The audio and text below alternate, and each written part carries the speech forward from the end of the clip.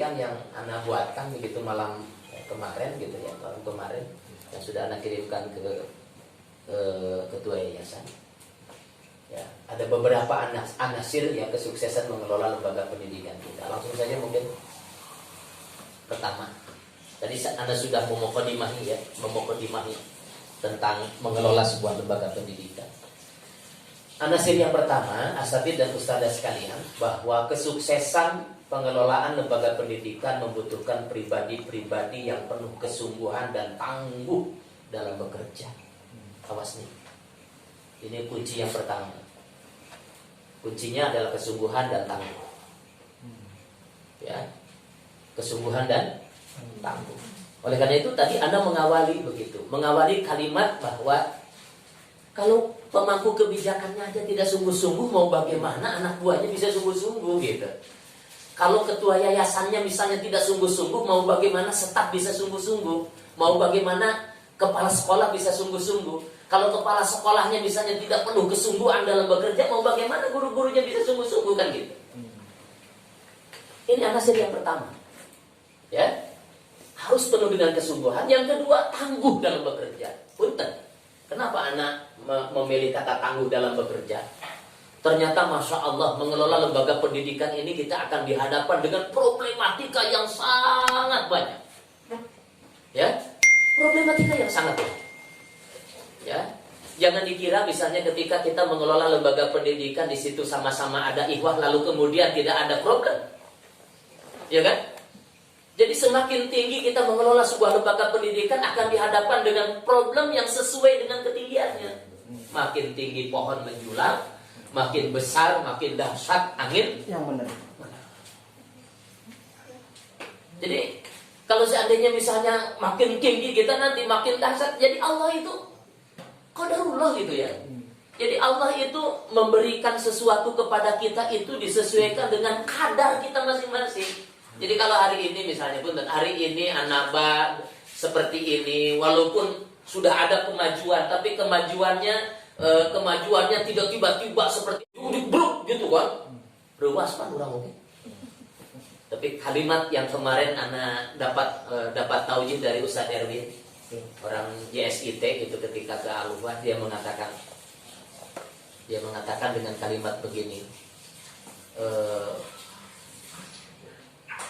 Tidak dahsyat gitu ya. Tidak dahsyat kalau seandainya sebuah lembaga pendidikan dia melahirkan lulusan-lulusan yang dahsyat kalau seandainya inputnya dahsyat juga. Biasa-biasa saja. Jadi kalau misalnya anak-anak yang masuk ke lembaga tersebut dari 3.000 yang diterima 500. Yang 500 ini adalah anak-anak pilihan. Di mana prestasi di sekolah sebelumnya ini rankingnya bagus-bagus, akhlaknya bagus-bagus, kan begitu kan? Uangnya bagus-bagus juga, ya kan? Uangnya orang tuanya memiliki kemampuan keuangan, jadi kebangga nabi teh, kesiga di anak bapak nabi ketika 5 kali ge anger we can mayar-mayar.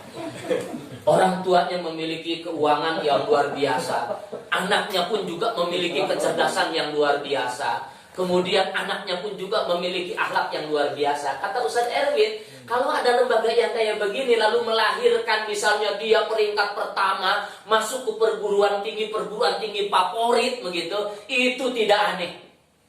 Dan itu tidak wow, kata dia. Tidak wow. Justru yang wow itu adalah ketika sebuah lembaga pendidikan yang inputnya biasa-biasa saja. Biasa itu apa? Orang tua mayar kena bulan sekali SPP-nya, lalu kemudian anaknya pun juga nya bade kumaha atuh milihna anu daftarna aya 40 hiji ditarimana 40. Berarti tereliminasi cuman iya kan? Jadi kalau misalnya kita nerima berapa? 40 orang di tahun ini. Yang daftar ada 42. Yang daftar cuma 42, berarti tereliminasinya sih cuma ada 2 orang. Masuklah 40. Nu 2 memereun duka OTG itu kan. Yang 2 mungkin karena ada masalah segala macam atau misalnya ABK. ABK anak apa namanya Bu? Anak berkebutuhan khusus. Oh, yang 2 ini tidak diterima itu karena anak berkebutuhan khusus. Melohok wae ditanya teh lulus kan gitu kan. Kata Ustadz Erwin, ketika antum memiliki sebuah lembaga, inputnya yang biasa-biasa saja, tetapi outputnya ketika lulusannya dahsyat, ketika lulusannya ada yang masuk ke perguruan tinggi, masuk ke sekolah-sekolah favorit, itu baru yang mantap kata beliau. Yang wow itu yang kayak begitu. Ternyata antum mampu mencetak anak yang biasa-biasa saja menjadi yang luar biasa. Gitu. Jadi lamun seperti mah tadi teh urang teh budak teh naon katuanganana sampel. Tinu sampel ternyata bisa jadi makanan yang hebat inputnya. Bukan barudak urang mah paling sampel bala-bala. Cilok kan kaukur kan gitu ya. Lalu kemudian menghasilkan produk yang luar biasa, itu dahsyat kata Ustaz Erwin. Ya. Tapi kalau ada lembaga yang memang ketika di rumahnya pun juga makanannya udah spaghetti nade eta. Eta apa? Spaghetti nage bari nage teh aya di Ciasem. Iya kan? Itu kata beliau. Jadi kalau misalnya antum lembaga kita ini yang kata beliau. Nah, kembali lagi ingat bahwa kata kunci dalam kesuksesan yang pertama ini adalah kesungguhan dan tangguh dalam bekerja. Di dia masuk babaritis. Dia ada penanggal Covid. Babaritis 5 menit dia langsung tiis. Ya. Kenapa kita butuh tenaga-tenaga yang tangguh tadi? Antum jangan berpikir, wah, andaikan misalnya sebuah lembaga kita, wah, semuanya, ya, kadar inti semuanya, kayaknya enak, enggak, belum tentu, karena sunatullah itu makin tinggi itu makin banyak ujian kan begitu, makin banyak tantangan, makin banyak ujian segala macam. Kata Ustaz Tata mengatakan, Nurul Fikri aja gitu, ya. Paling pertama, dahsyatnya yang paling pertama sekolah Islam terpadu itu Nurul Fikri sekarang senior, sekarang itu sudah terpecah-pecah dengan Nurul Fikri ini bikin ini segala macam. Ya, jadi bukan berarti kemudian ketika sebuah lembaga sudah